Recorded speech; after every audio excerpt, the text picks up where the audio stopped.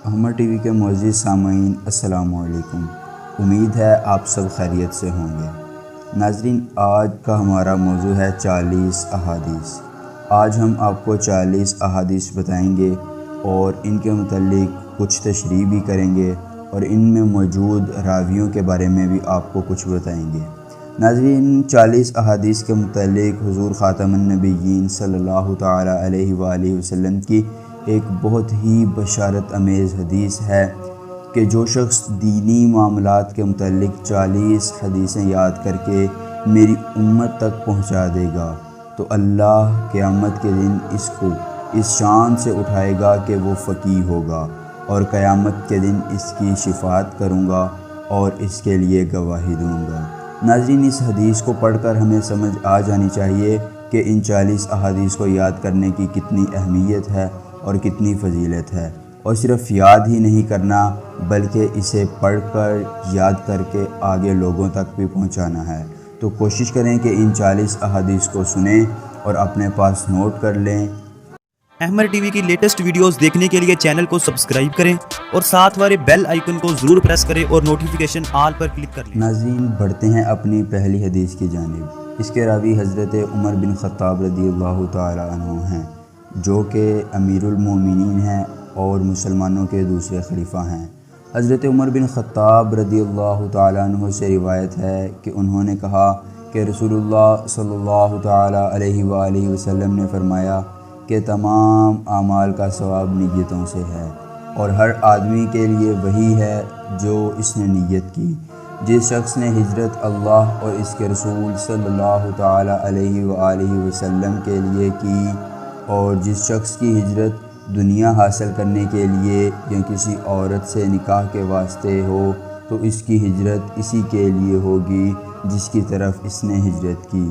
ناظرین، اس حدیث کا مفہوم بالکل واضح ہے کہ حضرت عمر بن خطاب فرما رہے ہیں کہ اللہ کے نبی صلی اللہ تعالیٰ علیہ وآلہ وسلم نے فرمایا کہ ہر چیز کا، ہر اعمال کا دار و مدار نیتوں پر ہے۔ جس شخص کی جو نیت ہوگی اسی کے حساب سے اسے اجر ملے گا۔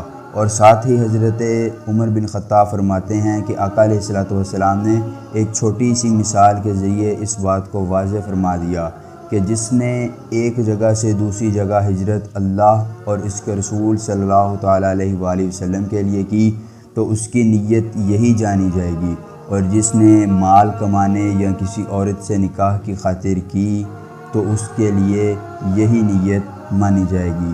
تو ہمیں کوشش کرنی چاہیے کہ جب بھی کوئی اچھا کام کرنے لگیں تو اچھی نیتیں کر لیں۔ بڑھتے ہیں اپنی اگلی حدیث کی جانب۔ ناظرین، اس حدیث کے راوی حضرت ابو ہریرہ رضی اللہ تعالیٰ عنہ ہیں۔ حضرت ابو ہریرہ رضی اللہ تعالیٰ عنہ بہت ہی عبادت گزار، انتہائی متواضع اور پرہیزگار صحابی ہیں۔ ناظرین، حضرت ابو ہریرہ رضی اللہ تعالیٰ عنہ کا اصل نام بہت ہی کم لوگ جانتے ہیں۔ حضرت ابو ہریرہ رضی اللہ تعالیٰ عنہ آپ کا وہ نام ہے جو کہ اللہ کے نبی صلی اللہ تعالیٰ علیہ وآلہ وسلم کو عطا کیا گیا ہے۔ ہریرہ عربی میں بلی کو کہتے ہیں۔ آپ رضی اللہ تعالیٰ عنہ کو بلیوں سے بہت زیادہ پیار تھا۔ جب بھی آقا علیہ الصلوۃ والسلام کی خدمت میں حاضر ہوتے تو آپ کے ساتھ بلیاں ہوتیں۔ تو آقا علیہ الصلوۃ والسلام نے ایک دن فرمایا، اے ابو ہریرہ، یعنی اے بلیوں کے باپ۔ آپ رضی اللہ تعالیٰ عنہ کو اللہ کے نبی صلی اللہ تعالیٰ علیہ وآلہ وسلم کا یہ نام اتنا پسند آیا کہ آپ نے اپنے لیے یہی نام منتخب فرما لیا۔ آج تک یہی نام آپ کے اصل نام کی جگہ چلتا آ رہا ہے۔ آپ رضی اللہ تعالیٰ عنہ سے روایت ہے، انہوں نے کہا کہ ایک دن حضور نبی کریم صلی اللہ علیہ وآلہ وسلم لوگوں سے ملاقات کے لیے مکان سے باہر تشریف فرما تھے، تو ایک آدمی آیا اور اس نے کہا کہ ایمان کیا ہے؟ حضور صلی اللہ علیہ وآلہ وسلم نے فرمایا کہ ایمان یہ ہے کہ اللہ اور اس کے فرشتوں کو اور اس کی ملاقات کو اور اس کے رسولوں کو اور موت کے بعد اٹھنے کو تو دل سے مان لے۔ اس نے کہا اسلام کیا ہے؟ تو حضور صلی اللہ علیہ وآلہ وسلم نے فرمایا کہ اسلام یہ ہے کہ تو خالص اللہ ہی کی عبادت کرے اور کسی اور کو اس کا شریک نہ ٹھہرائے، نماز قائم کرے اور زکوٰۃ دے جو فرض ہے، اور رمضان کے روزے رکھے۔ اس نے کہا احسان کیا ہے؟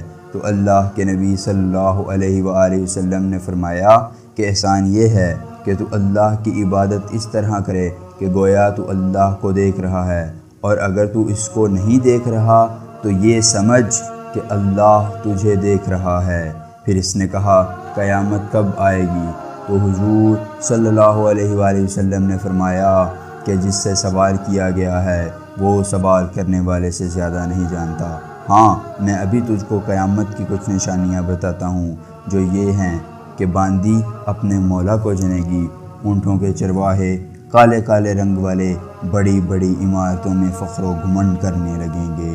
یہ علم قیامت ان 5 چیزوں میں سے ہے جن کو خدائے بزرگ و جلال کے سوا کوئی نہیں جانتا۔ پھر حضور صلی اللہ علیہ وآلہ وسلم نے فرمایا ان اللہ عندہ علم الساعۃ، یہ آیت تلاوت فرمائی جس میں قیامت وغیرہ 5 چیزوں کا ذکر ہے۔ پھر وہ سائل چلا گیا۔ اس کے بعد حضور صلی اللہ علیہ وآلہ وسلم نے فرمایا کہ اس کو واپس بلاؤ، تو لوگوں کو کچھ نظر نہیں آیا۔ تو حضور صلی اللہ علیہ وآلہ وسلم نے فرمایا کہ یہ جبریل تھے جو لوگوں کو دین سکھانے کی خاطر آئے تھے۔ ناظرین، اس حدیث کا مفہوم سادہ اور واضح ہے کہ اسلام، ایمان اور قیامت کے متعلق چند چیزوں کا ذکر ہے جو کہ حضرت جبرائیل علیہ السلام نے ہماری معلومات کی خاطر انسانی شکل میں آ کر آقا علیہ السلام سے سوال کیا۔ بڑھتے ہیں اپنی اگلی حدیث کی جانب۔ اگلی حدیث کے راوی بھی حضرت ابو ہریرہ رضی اللہ تعالی عنہ ہیں، جن کے بارے میں ہم آپ کو بتا چکے ہیں۔ حضرت ابو ہریرہ رضی اللہ تعالی عنہ سے روایت ہے کہ حضور نبی صلی اللہ تعالی علیہ وآلہ وسلم نے ارشاد فرمایا کہ ایمان کی شاخیں 60 سے کچھ زیادہ ہیں، اور حیا ایمان کی ایک بہت بڑی شاخ ہے۔ اس حدیث پاک میں اللہ کے نبی صلی اللہ تعالی علیہ وآلہ وسلم نے ایمان کو ایک بہت بڑے درخت سے تشبیہ دی ہے جس کی چھوٹی چھوٹے کئی شاخیں ہیں۔ ان شاخوں میں سے ایک حیا بھی ہے۔ حیا کے بارے میں آقا علیہ السلام کا فرمان ہے کہ ایمان کی 60 سے کچھ زیادہ شاخیں ہیں، اور ایمان کی ایک بہت بڑی شاخ حیا ہے، یعنی حیا ایمان کی بہت بڑی شاخ ہے۔ جس میں حیا پائی جائے گی گویا کہ اس میں ایمان بہت زیادہ پایا جائے گا۔ ایک حدیث میں آتا ہے کہ حضور صلی اللہ علیہ وآلہ وسلم کا حیا ایک کنواری لڑکی کے حیا سے زیادہ تھا۔ بڑھتے ہیں اپنی اگلی حدیث کی جانب۔ اس حدیث کے راوی حضرت ابو موسیٰ اشعری رضی اللہ تعالیٰ عنہ ہیں۔ حضرت ابو موسیٰ اشعری رضی اللہ تعالیٰ عنہ بہت ہی نامور صحابی ہیں۔ یمن کے قبیلہ اشعر سے آپ کا تعلق ہے، اسی لیے آپ اشعری کہلاتے ہیں۔ آپ نے مکہ مکرمہ میں اسلام قبول کیا اور پہلے مکہ سے ہجرت کر کے حبشہ چلے گئے، پھر حبشہ سے ہجرت کر کے مدینے آئے۔ حضور صلی اللہ علیہ وآلہ وسلم نے ان کو زبید و عدن ساحل یمن کا حاکم مقرر فرمایا تھا۔ حضرت امیر المومنین عمر فاروق رضی اللہ تعالی عنہ کے دور خلافت میں ان کو کوفہ و بصرہ کا گورنر بنایا۔ آپ سے روایت ہے کہ صحابہ نے عرض کی، اے اللہ کے نبی صلی اللہ علیہ وآلہ وسلم، کون سا اسلام افضل ہے؟ تو ارشاد فرمایا، اس شخص کا اسلام کہ جس کی زبان اور ہاتھ سے تمام مسلمان سلامت رہیں۔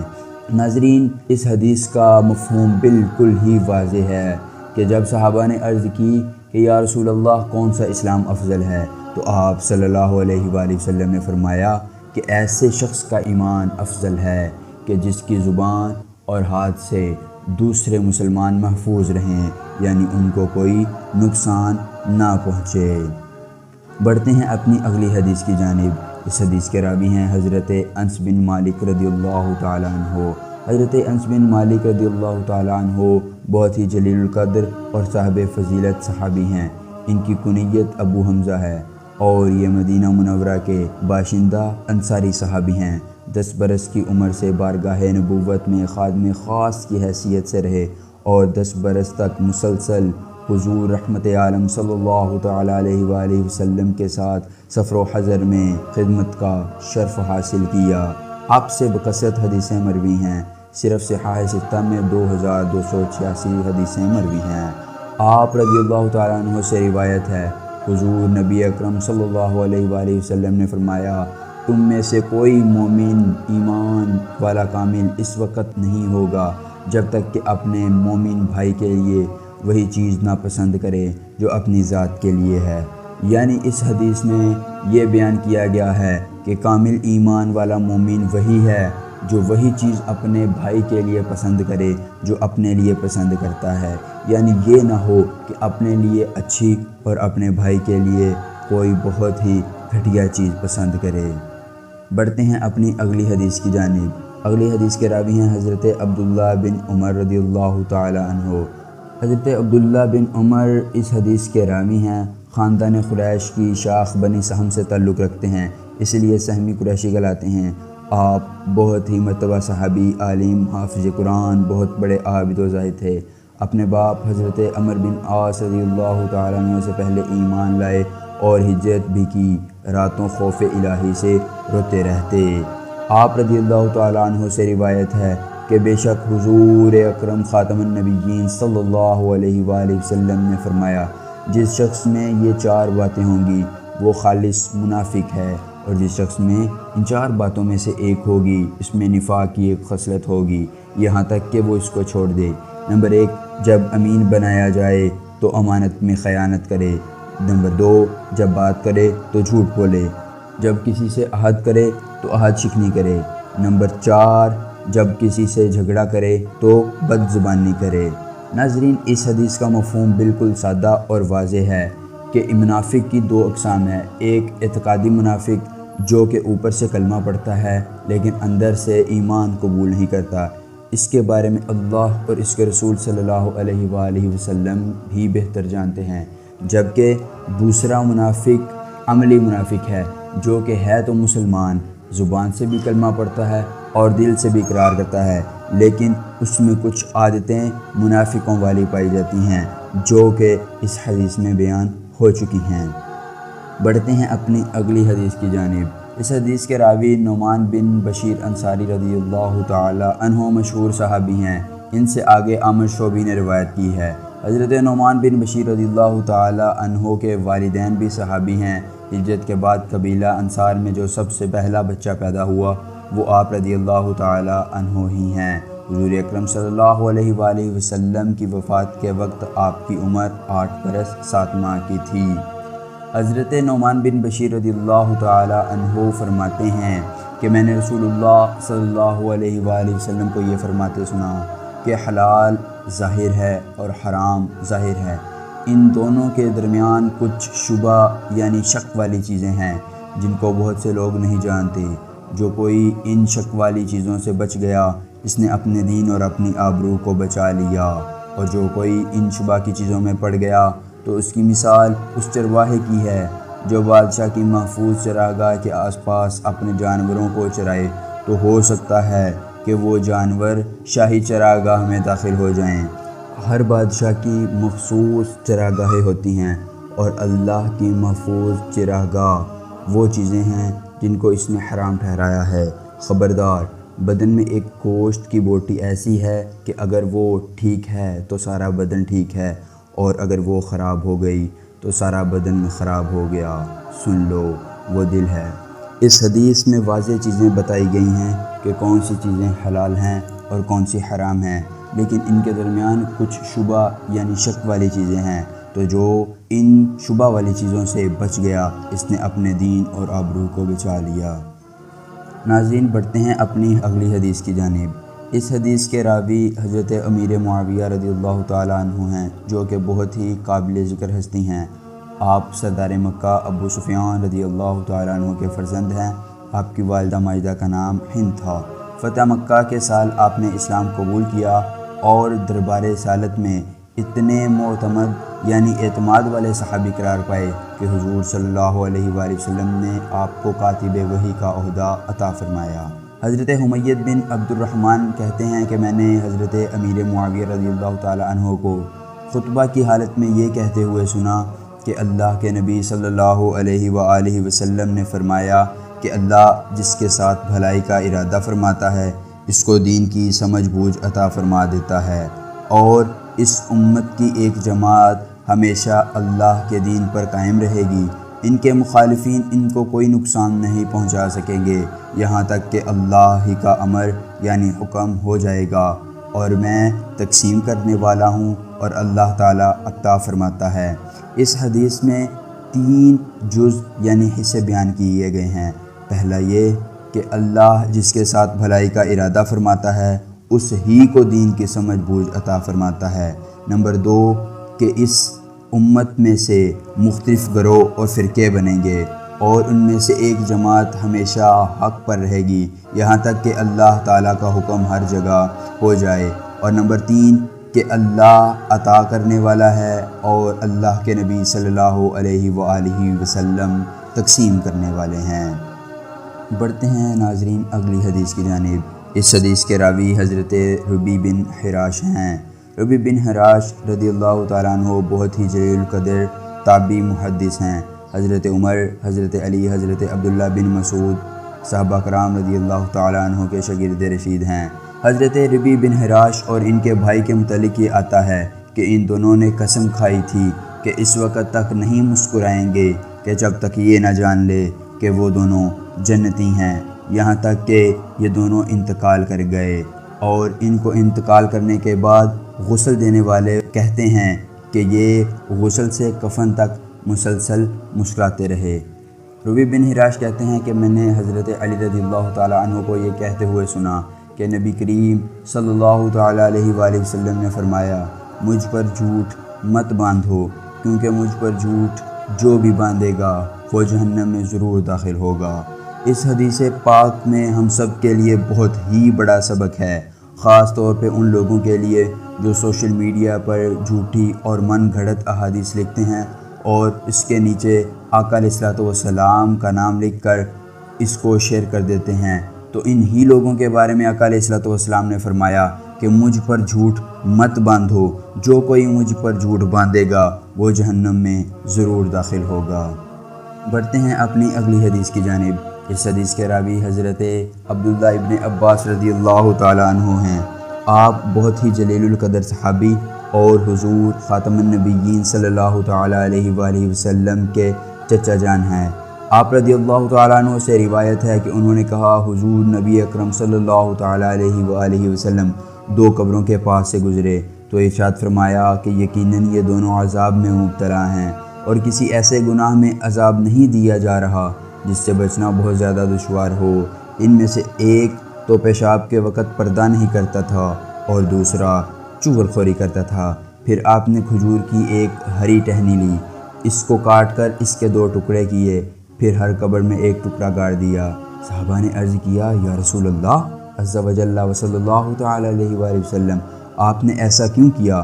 آپ صلی اللہ علیہ وآلہ وسلم نے فرمایا کہ جب تک یہ دونوں ٹہنیاں ہری رہیں گی اور خشک نہ ہوں گی ان دونوں کے عذاب میں تخفیف ہو جائے گی۔ اس حدیث پاک میں 2 باتوں کے متعلق بتایا گیا ہے۔ نمبر 1 کہ آقا علیہ الصلوۃ والسلام قبر میں ہونے والے عذاب و ثواب کو جانتے ہیں۔ نمبر 2 یہ کہ جو کوئی ان 2 گناہوں یعنی پیشاب کے وقت پردہ نہیں کرتا اور چغل خوری کرتا ہے اس کے لیے قبر کا عذاب ہے، اور مردے کے پاس یعنی قبر کے پاس یا قبر کے اوپر اگر کوئی ہری چیز ہو تو وہ اللہ کا ذکر کرتی ہے اور اس کی وجہ سے قبر والے کے عذاب میں کچھ تخفیف ہو جاتی ہے۔ بڑھتے ہیں اپنی اگلی حدیث کی جانب۔ اس حدیث کے راوی بھی حضرت انس بن مالک رضی اللہ تعالی عنہ ہی ہیں۔ آپ رضی اللہ تعالیٰ عنہ سے روایت ہے کہ حضور صلی اللہ علیہ وآلہ وسلم نے فرمایا کہ جس شخص میں یہ 3 چیزیں ہوں گی وہ ایمان کی مٹھاس پائے گا۔ نمبر 1 جس کو اللہ اور اس کے رسول ان دونوں کے سوا سارے جہاں سے زیادہ محبوب ہوں۔ جو کوئی آدمی کسی آدمی سے خاص اللہ ہی کے لیے محبت رکھتا ہو۔ نمبر 3 جو اسلام قبول کرنے کے بعد پھر کفر میں جانے کو اتنا ہی برا جانے جتنا آنکھ میں جھونکے دیے جانے کو۔ اس حدیث کا مطلب واضح ہے کہ جس طرح شکر، چینی یا کسی اور چیز کی مٹھاس ہے اس طرح ایمان کی مٹھاس ہے، اور ایمان کی مٹھاس کو وہی شخص لے سکتا ہے یا چکھ سکتا ہے جس میں یہ 3 چیزیں پائی جائیں گی۔ نمبر 1 کہ وہ اللہ اور اس کے رسول کو سب سے زیادہ محبوب رکھے، اور کسی آدمی سے اگر محبت رکھے تو خاص اللہ ہی کی وجہ سے رکھے، اور اسلام قبول کرنے کے بعد کفر میں جانے کو اتنا ہی ناپسند کرے جتنا کہ وہ آنکھ میں گرنے کو کرتا ہے۔ بڑھتے ہیں اپنی اگلی حدیث کی جانب۔ اگلی حدیث کے راوی حضرت عبادہ بن صامت رضی اللہ تعالیٰ عنہ ہیں، جو کہ بدر کی لڑائی میں شریک ہوئے۔ آپ رضی اللہ تعالیٰ عنہ سے روایت ہے کہ رسول اللہ صلی اللہ علیہ وآلہ وسلم نے اس حال میں جب کہ آپ کے گرد صحابہ کی ایک جماعت تھی، یہ فرمایا کہ تم لوگ مجھ سے ان باتوں پر بیعت کرو۔ نمبر 1، اللہ تعالیٰ کے سوا کسی کو معبود نہ بناؤ گے اور نہ ہی اس کے ساتھ کسی کو شریک ٹھہراؤ گے۔ نمبر 2، چوری نہیں کرو گے۔ نمبر 3، زنا نہیں کرو گے۔ نمبر 4، اپنی اولاد کو قتل نہیں کرو گے۔ نمبر 5، اپنے ہاتھ پاؤں کے درمیان گھڑ کر کسی بات کو، کسی بہتان کو کسی پر نہیں باندھو گے۔ نمبر 6، کسی حکم شرعی میں نافرمانی نہیں کرو گے۔ پھر فرمایا کہ جو اس عہد پیمان کو پورا کرے گا اس کا اجر اللہ تعالیٰ کے ہاں ہے، اور جو ان میں سے کسی گناہ کو کر بیٹھے تو اگر دنیا میں اس کو اس کی سزا مل گئی تو یہ اس کے لیے کفارہ ہے، اور جس نے ان گناہوں میں سے کسی گناہ کو کر لیا اور اللہ تعالیٰ نے اس کے گناہ کو چھپائے رکھا تو اس کا معاملہ اللہ کے حوالے ہے، وہ چاہے گا تو اس کو معاف کر دے گا یا آخرت میں اس کو سزا دے گا۔ تو ہم سب لوگوں نے حضور صلی اللہ تعالیٰ علیہ وآلہ وسلم سے اس بات پر بیعت کی۔ بڑھتے ہیں اپنی اگلی حدیث کی جانب۔ اس حدیث کی راویہ حضرت ام سلمہ ام المومنین رضی اللہ تعالیٰ عنہ ہیں۔ آپ کا اصلی نام ہند یا رملہ ہے اور یہ ابو امیہ کی صاحبزادی ہیں۔ یہ پہلے ابو سلمہ رضی اللہ تعالیٰ عنہ کی بیوی تھی۔ حضرت ابو سلمہ رضی اللہ تعالیٰ عنہ کے بعد آقا علیہ الصلوۃ والسلام نے ان سے نکاح فرما لیا۔ حضرت ام سلمہ رضی اللہ تعالیٰ عنہ نے کہا، ایک رات حضور صلی اللہ تعالیٰ علیہ وآلہ وسلم بیدار ہوئے تو فرمایا کہ سبحان اللہ، اس رات میں کیسے کیسے فتنے اتارے گئے اور کیسے کیسے خزانے کھولے گئے۔ ان حجرے والیوں کو عبادت کے لیے جگاؤ، کیونکہ بہت سی عورتیں دنیا میں لباس پہنے ہوں گی مگر آخرت میں وہ ننگی ہوں گی۔ اس حدیث میں آقا علیہ الصلوۃ والسلام جب بیدار ہوئے تو آقا علیہ الصلوۃ والسلام کو عالم رویا یا ظاہری حالت میں کچھ فتنوں اور کچھ خزانوں کے بارے میں بتایا گیا تھا۔ فتنوں سے مراد وہ فتنے ہیں جو آقا علیہ الصلوۃ والسلام کے دور میں یا بعد میں آنے والی جنگ و جدل ہیں، اور خزانوں سے مراد وہ فتوحات ہیں کہ جن کے ذریعے اسلام پوری دنیا میں پھیلے گا۔ اور نمبر 3 کہ اپنے گھر والوں کو عبادت کے لیے جگانا آقا علیہ الصلوۃ والسلام کی سنت ہے۔ بڑھتے ہیں اپنی اگلی حدیث کی جانب۔ اس حدیث کے راوی حضرت جریر رضی اللہ تعالیٰ عنہ سے روایت ہے کہ ان سے حضور نبی اکرم صلی اللہ تعالیٰ علیہ وآلہ وسلم نے حجۃ الوداع سے مراد آقا علیہ الصلوۃ والسلام نے جو آخری حج فرمایا وہ ہے۔ اس دوران فرمایا کہ تم لوگوں کو خاموش کرو۔ پھر حضور صلی اللہ تعالیٰ علیہ وآلہ وسلم نے فرمایا کہ تم لوگ میرے بعد پلٹ کر کفار مت ہو جانا کہ تمہارا باز کی گردن پر ہے۔ یہ حضور صلی اللہ تعالیٰ علیہ وآلہ وسلم کے خطبہ حجۃ الوداع کا ایک ٹکڑا ہے کہ جس میں آقا علیہ الصلوۃ والسلام نے لوگوں کو تنبیہ کرتے ہوئے فرمایا ہے کہ تم لوگ کفار پر مت پلٹ جانا۔ اس سے مراد یہ نہیں کہ کفار یعنی لوگ اسلام چھوڑ کر کافر ہو جائیں گے، بلکہ اس سے مراد شارحین فرماتے ہیں کہ کفار جیسے کام ہیں، لہٰذا ہمیں ہر اس کام سے بچنا چاہیے کہ جس میں کفار کی تشبیہ ہو۔ بڑھتے ہیں اپنی اگلی حدیث کی جانب۔ اس حدیث کے راوی بھی حضرت ابو ہریرہ رضی اللہ تعالیٰ عنہ ہیں۔ فرماتے ہیں کہ حضور صلی اللہ علیہ وآلہ وسلم نے فرمایا کہ ایک آدمی نے ایک کتے کو دیکھا جو پیاس کی وجہ سے گیلی مٹی چار رہا تھا، تو اس شخص نے اپنا موزہ لیا، اس میں چلو سے پانی بھر کر اس کتے کو پلایا یہاں تک کہ وہ سیراب ہو گیا، تو اللہ تعالیٰ کو اس کا یہ کام پسند آیا اور اس کو جنت میں داخل کر دیا۔ ناظرین، اس حدیث پاک میں ہمارے لیے جانوروں کے متعلق بہت ہی بڑا سبق ہے کہ ایک شخص کی بخشش اس وجہ سے کر دی گئی اور اس شخص کو جنت صرف اس وجہ سے عطا کر دی گئی کہ اس نے ایک پیاسے کتے کو اپنے موزے کے ذریعے پانی پلایا تھا۔ سوچئے کہ جب ایک کتے کو پانی پلانے کی وجہ سے یہ اجر ہے، تو جب ہم اپنے مسلمان بھائی کی حاجت روائی کریں گے، اس کی مشکل کو دور کریں گے، اس کی پریشانی کو ختم کریں گے تو اللہ تعالی ہمیں کتنا اجر دے گا۔ بڑھتے ہیں اپنی اگلی حدیث کی جانب۔ اگلی حدیث کے راوی حضرت عبداللہ بن عمر رضی اللہ تعالی عنہ ہیں۔ روایت کرتے ہیں کہ حضور نبی اکرم صلی اللہ تعالی علیہ وآلہ وسلم نے فرمایا، ایک عورت ایک بلی کے معاملہ میں جہنم میں داخل ہوئی۔ اس نے ایک بلی کو باندھ کر رکھا تھا، نہ تو اس کو کچھ کھلایا نہ اس کو چھوڑا کہ وہ حشرات الارض کو کھاتی، یہاں تک کہ وہ بھوکی مر گئی۔ اس حدیث پاک میں ایک سخت وعید ہے کہ جو لوگ جانوروں کے بارے میں غلط بیانی کرتے ہیں اور جانوروں کو ایذا و تکلیف پہنچاتے ہیں تو ان کے لیے جہنم کی وعید ہے۔ سوچئے اگر جانوروں کو پریشان کرنے، تکلیف دینے پر جہنم میں داخل ہو گئی وہ عورت، تو ہم میں سے جو دوسرے مسلمان بھائیوں کو تکلیف پہنچاتے ہیں بلا ضرورت شرعی اور ان کی پریشانیوں پر ہنستے ہیں تو ان کا آخرت میں کیا انجام ہوگا۔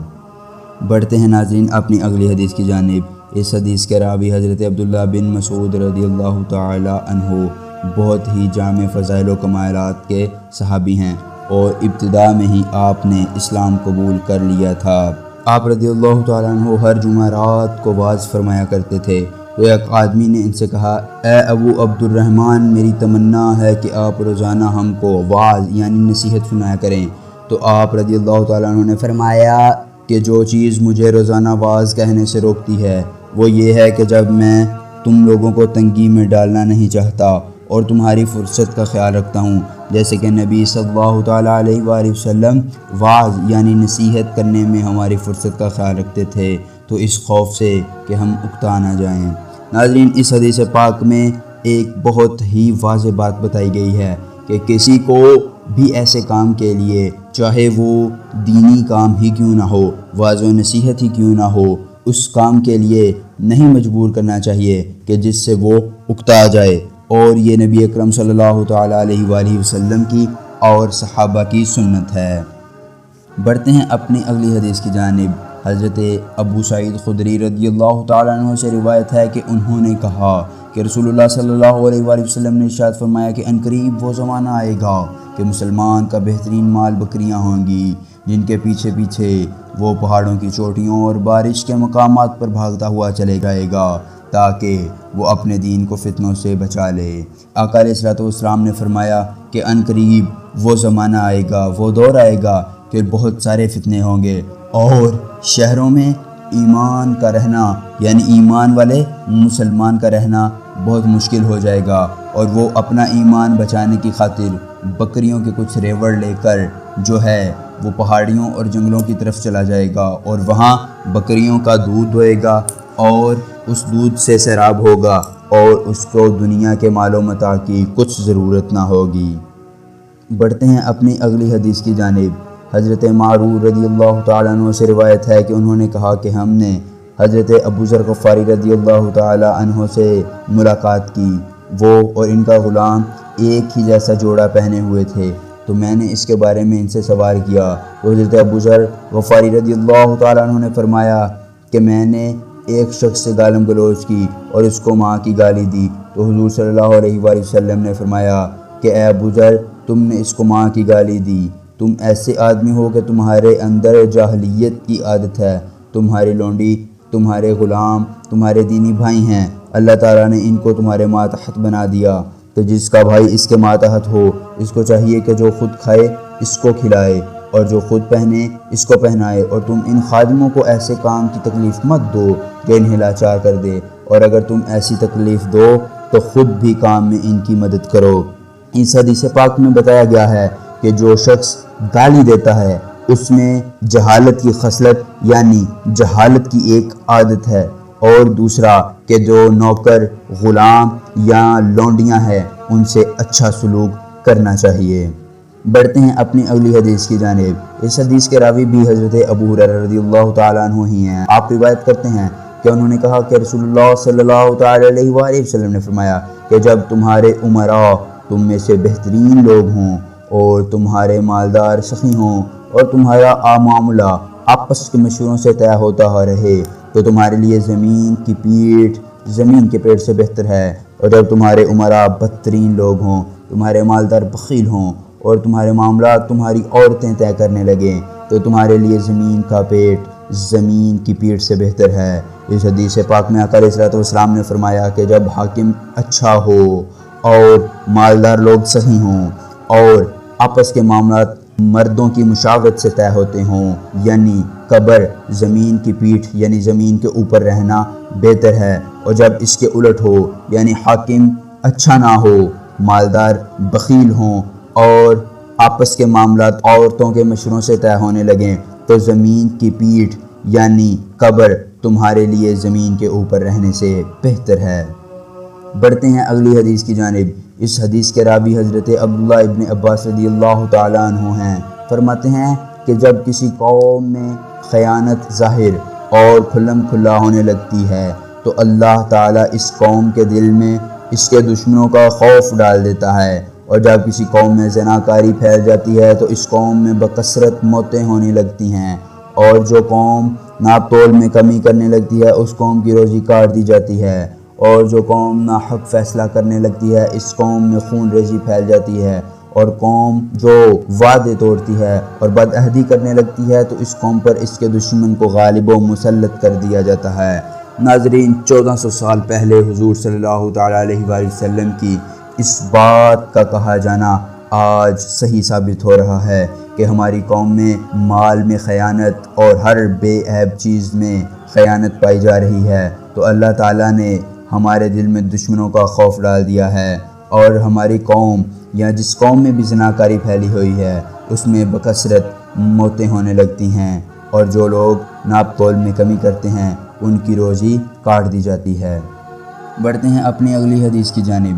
اس حدیث کی راویہ حضرت عائشہ صدیقہ رضی اللہ تعالیٰ عنہ سے روایت ہے کہ انہوں نے فرمایا کہ رسول اللہ صلی اللہ تعالیٰ علیہ وآلہ وسلم حضرت حسان کے لیے مسجد نبوی میں منبر رکھتے تھے، اور حضرت حسان اس پر چڑھ کر کھڑے کھڑے رسول اللہ صلی اللہ تعالیٰ علیہ وآلہ وسلم کی شان میں فخریہ اشعار پڑھتے تھے یا حضور کی طرف سے مشرکین کی ہجو کا جواب دیتے تھے، اور حضور صلی اللہ تعالیٰ علیہ وسلم فرماتے تھے کہ جب تک حسان میری طرف سے مدافعانہ جواب دیتے رہتے ہیں، میرے بارے میں فخریہ اشعار پڑھتے رہتے ہیں، حضرت جبرائیل علیہ السلام ان کی مدد فرماتے ہیں۔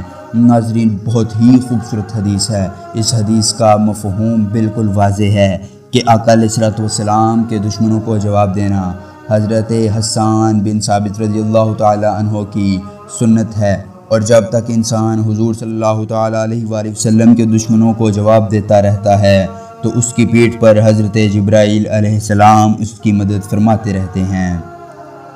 بڑھتے ہیں اپنی اگلی حدیث کی جانب۔ اس حدیث کے راوی حضرت عبداللہ بن مسعود رضی اللہ تعالیٰ عنہ سے روایت ہے کہ رسول اللہ صلی اللہ تعالیٰ علیہ وآلہ وسلم ایک چٹائی پر سو کر جب اٹھے تو آپ کے جسم مبارک پر چٹائی کا نشان پڑ گیا، تو عبداللہ بن مسعود رضی اللہ تعالیٰ عنہ نے عرض کی، یا رسول اللہ صلی اللہ علیہ وآلہ وسلم، کاش آپ ہم لوگوں کو حکم فرماتے، ہم آپ صلی اللہ علیہ وآلہ وسلم کے لیے بچھونا بچھا دیتے اور آپ کی راحت کا سامان کر دیتے۔ تو حضور صلی اللہ علیہ وآلہ وسلم نے فرمایا کہ مجھے دنیا سے کیا مطلب، میری اور دنیا کی مثال تو ایسے ہی ہے جیسے کوئی سوار کسی درخت کے سایہ میں کچھ دیر بیٹھ جاتا ہے اور پھر اس درخت کو چھوڑ دیتا ہے۔ اس حدیث کا مفہوم بہت ہی واضح اور خوبصورت ہے کہ آقا علیہ السلام نے دنیا کی بے رغبتی، عیش و آرام سے نفرت فرمائی ہے، اور فرمایا ہے کہ ہم نے یہاں کچھ ہی دیر رہنا ہے، لہٰذا زیادہ مال، آرام اور عیش پرستی کو اپنانا نہیں چاہیے۔ بڑھتے ہیں اپنی اگلی حدیث کی جانب۔ اس حدیث کے راوی حضرت عبادہ بن صامت رضی اللہ تعالیٰ عنہ سے روایت ہے کہ نبی اکرم صلی اللہ علیہ وآلہ وسلم نے فرمایا کہ تم لوگ اپنی طرف سے میرے لیے 6 چیزوں کی ذمہ داری قبول کرو تو میں تمہارے لیے جنت کی ذمہ داری لیتا ہوں۔ نمبر 1، جب بات کرو تو سچ بولو، وعدہ کرو تو پورا کرو۔ نمبر 3، جب کوئی امانت تم کو سونپی جائے تو اس امانت کو ادا کرو۔ نمبر 4، اپنی شرمگاہوں کی حفاظت کرو۔ نمبر 5، اپنی نگاہوں کو نیچی رکھو۔ نمبر 6، اپنے ہاتھوں کو ظلم و معصیت سے روکے رکھو۔ ناظرین، اس حدیث پاک میں بیان کیا گیا ہے جس شخص میں یہ 6 چیزیں پائی جائیں گی اس کے لیے اللہ کے رسول صلی اللہ علیہ وآلہ وسلم نے جنت کی ضمانت دی ہے۔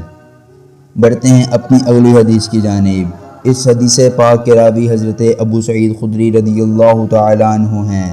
فرماتے ہیں کہ حضور صلی اللہ تعالیٰ علیہ وآلہ وسلم نے فرمایا کہ تم لوگ راستے پر بیٹھنے سے بچو، تو صحابہ کرام نے عرض کی یا رسول اللہ صلی اللہ علیہ وآلہ وسلم، راستوں میں بیٹھنے سے تو ہم لوگوں کو چارہ ہی نہیں، کیونکہ انہی جگہوں میں ہم لوگ بیٹھ کر بات چیت کرتے ہیں۔ تو حضور صلی اللہ علیہ وآلہ وسلم نے فرمایا کہ تم لوگ اگر راستوں میں بیٹھنے سے باز نہیں رہ سکے تو بیٹھو، لیکن راستے کا حق دیتے رہو۔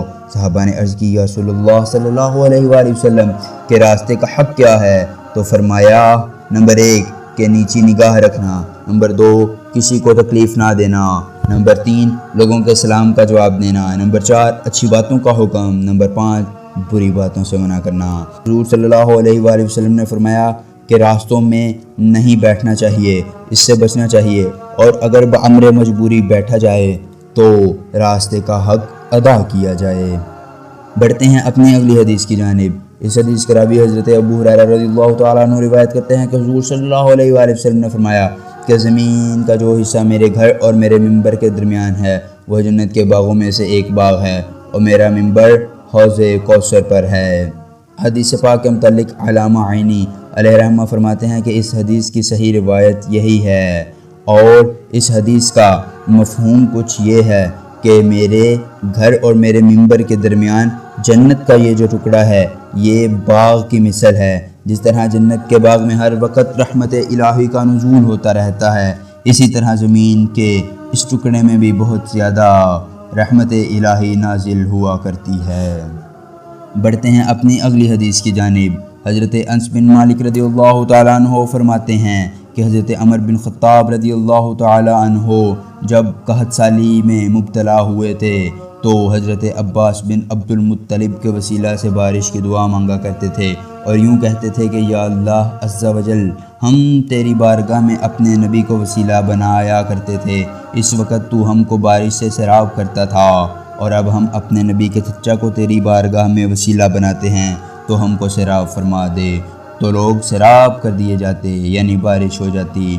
یہ حدیث بہت ہی پیارا مفہوم سمیٹے ہوئے ہے۔ اس حدیث پاک میں بتایا گیا ہے کہ اللہ سے مانگنے کے لیے اگر کسی شخص کا وسیلہ دیا جائے تو بہت ہی اچھی بات ہے، اور اللہ تعالیٰ جلد اس بات کو، اس دعا کو قبول فرما لیتا ہے، جیسا کہ اس حدیث پاک میں بیان کیا گیا ہے کہ جب ظاہری دنیا میں آقا علیہ الصلوۃ والسلام موجود تھے تو آقا علیہ الصلوۃ والسلام کے وسیلہ سے بارش کی دعا مانگی جاتی تھی۔ جب آقا علیہ الصلوۃ والسلام ظاہری دنیا سے تشریف لے گئے تو حضرت عباس جو کہ حضور صلی اللہ علیہ وآلہ وسلم کے چچا ہیں، ان کے وسیلہ سے دعا کی گئی۔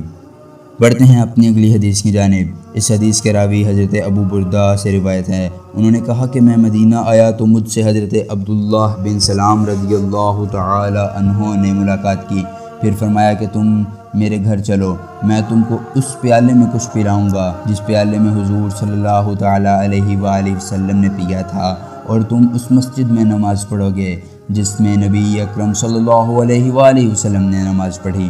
چنانچہ میں ان لوگوں کے ساتھ گیا تو انہوں نے مجھ کو اسی پیالہ میں ستو پلایا اور کھجور کھلائی، اور میں نے ان کی مسجد میں نماز پڑھی۔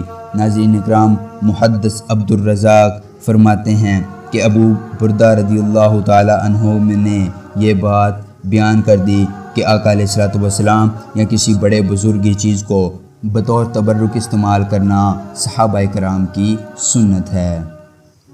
بڑھتے ہیں اپنی اگلی حدیث کی جانب۔ اگلی حدیث کے راوی سعید بن ابی الحسن راوی ہیں، انہوں نے کہا کہ میں نے حضرت عباس رضی اللہ تعالیٰ عنہ کے پاس تھا، ان کے پاس ایک آدمی آیا اور کہا کہ اے ابن عباس، میں ایسا آدمی ہوں کہ میری روزی میرے ہاتھ کی کاریگری سے چلتی ہے اور میں ان تصویروں کو بناتا ہوں۔ تو ابن عباس نے فرمایا کہ تم سے وہی حدیث بیان کرتا ہوں جس کو میں نے خود رسول اللہ صلی اللہ علیہ وآلہ وسلم سے سنا ہے۔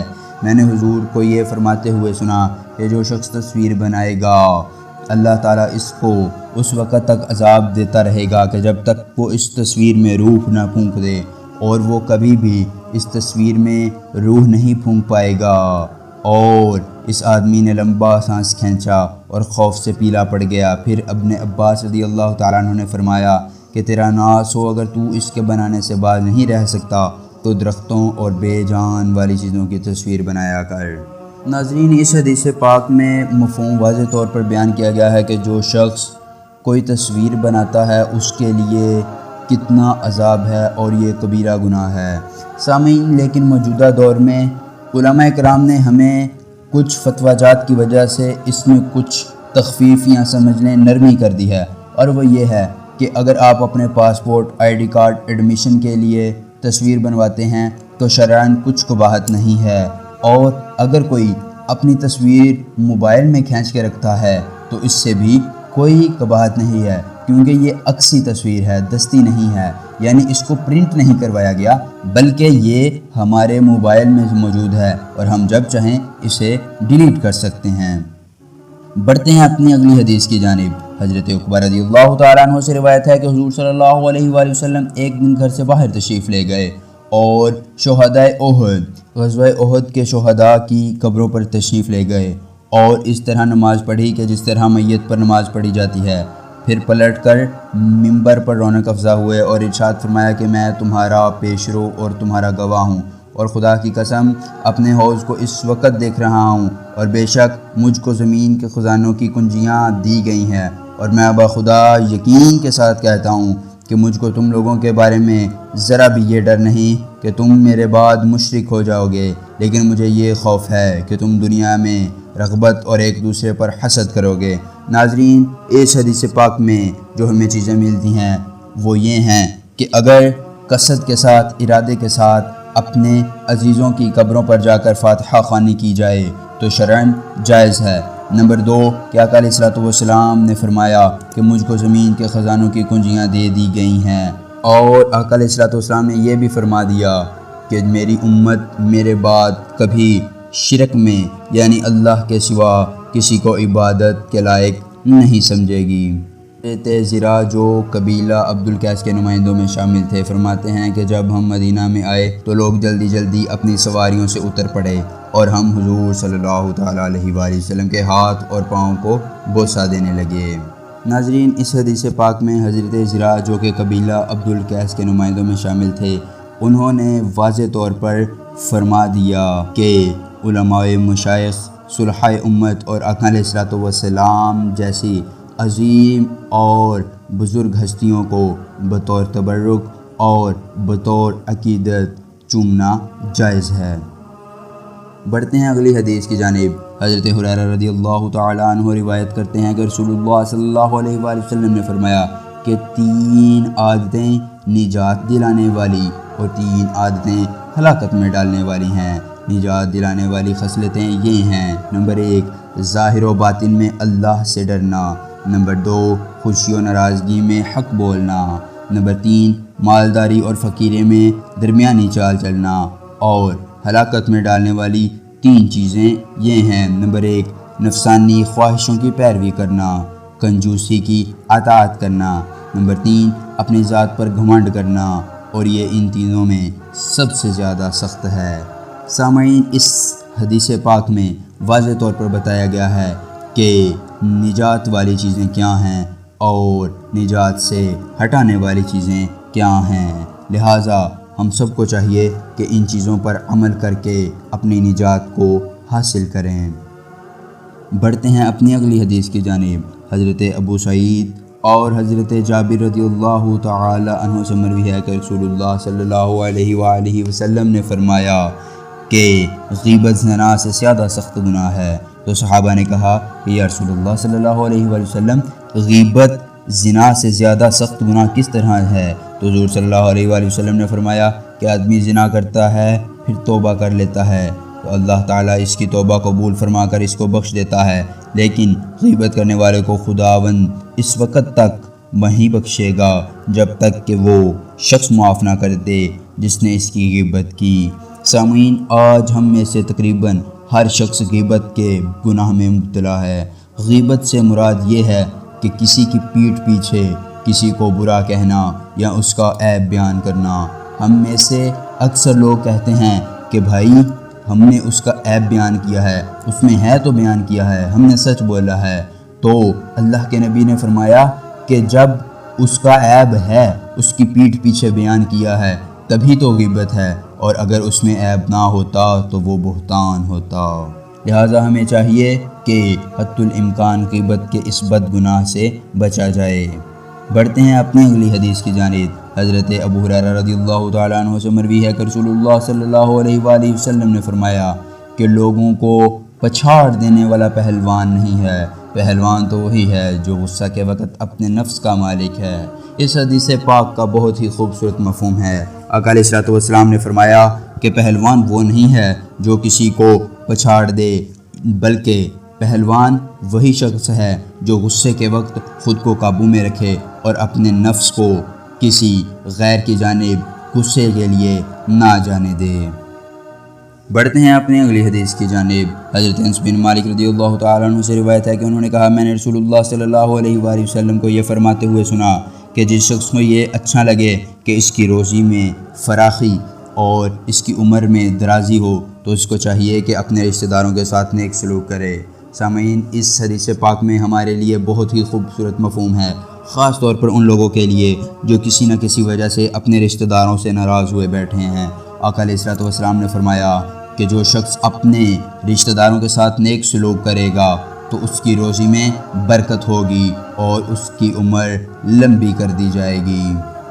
بڑھتے ہیں اپنی اگلی حدیث کی جانب۔ حضرت ابو ہریرہ رضی اللہ تعالیٰ عنہ نے کہا کہ رسول اللہ صلی اللہ علیہ وآلہ وسلم نے فرمایا ہے کہ جب انسان مر جاتا ہے تو اس کے عمل کا ثواب کٹ جاتا ہے، مگر 3 عمل ان کا ثواب مرنے کے بعد بھی ملتا رہتا ہے۔ نمبر 1 صدقہ جاریہ کا ثواب، نمبر 2 اس علم کا ثواب جس سے لوگ فائدہ اٹھائیں، نمبر 3 نیک اولاد جو اس کے لیے دعا کرتی ہے۔ سامعین، اس حدیث پاک میں واضح طور پر بتا دیا گیا ہے کہ 3 عملوں کا ثواب مرنے کے بعد بھی جاری رہتا ہے۔ نمبر 1 صدقہ جاریہ، یعنی وہ صدقہ جو ہمیشہ کے لیے رہے اور چلتا رہے۔ نمبر 2 وہ علم ہے کہ جس سے لوگ فائدہ اٹھائیں۔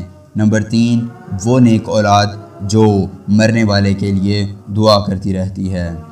بڑھتے ہیں اپنی اگلی حدیث کی جانب۔ حضور نبی اکرم صلی اللہ علیہ وآلہ وسلم کی زوجہ مبارکہ حضرت عائشہ صدیقہ رضی اللہ تعالیٰ عنہ نے فرمایا کہ میرے پاس ایک عورت اپنی 2 لڑکیوں کے ساتھ آئی اور مجھ سے کچھ مانگا تو میرے پاس ایک کھجور کے سوا کچھ نہیں تھا۔ میں نے وہی کھجور اس کو دے دی۔ اس نے اس کھجور کو اپنی دونوں بیٹیوں کے درمیان تقسیم کر دیا، خود اس میں سے کچھ بھی نہیں کھایا۔ پھر وہ اٹھی اور اپنی دونوں لڑکیوں کے ساتھ باہر چلی گئی۔ پھر جب میرے پاس نبی کریم صلی اللہ علیہ وآلہ وسلم تشریف لائے تو میں نے حضور سے اس عورت کی بات بیان کر دی تو حضور صلی اللہ علیہ وآلہ وسلم نے فرمایا، جو شخص بیزتیوں کے ساتھ مبتلا کیا گیا اور ان کے ساتھ اچھا سلوک کیا تو یہ بیٹیاں اس کے لیے جہنم سے پردہ بن جائیں گی۔ اس حدیث پاک میں بہت ہی خوبصورت مفہوم بیان کیا گیا ہے کہ اللہ تعالیٰ اس شخص کو جہنم سے بچا لے گا کہ جس نے اپنی بیٹیوں کی اچھی پرورش کی اور ان کی اچھی دیکھ بھال کی تو جہنم سے ان کے لیے پردہ آر بن جائیں گی۔ بڑھتے ہیں اپنی اگلی حدیث کی جانب۔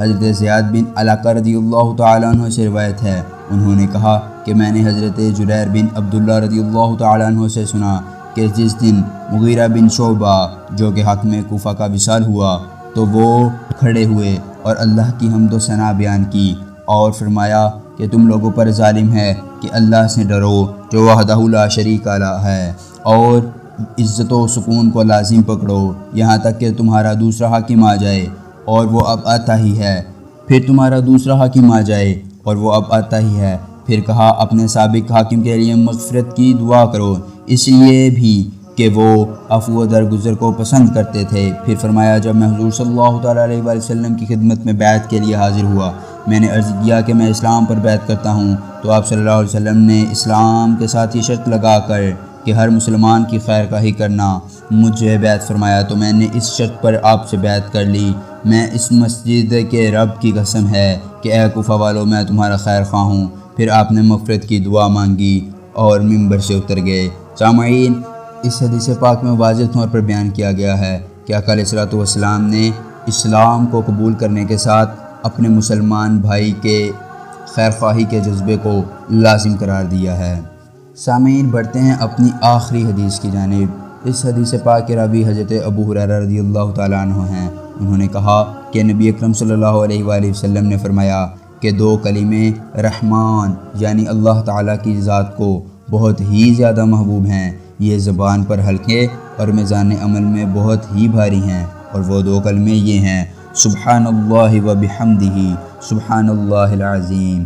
سامعین، اس حدیث پاک میں واضح طور پر ہمیں ایک وظیفہ دیا گیا ہے کہ جو کہ میزان عمل پر بہت ہی بھاری ہے، جس کے الفاظ بہت ہی مختصر ہیں لیکن مفہوم اور اس کا ثواب بہت زیادہ ہے۔ یہ تھی ہماری آج کی 40 احادیث۔ ہمیں امید ہے کہ آپ نے ان احادیث کو ضرور نوٹ کیا ہوگا۔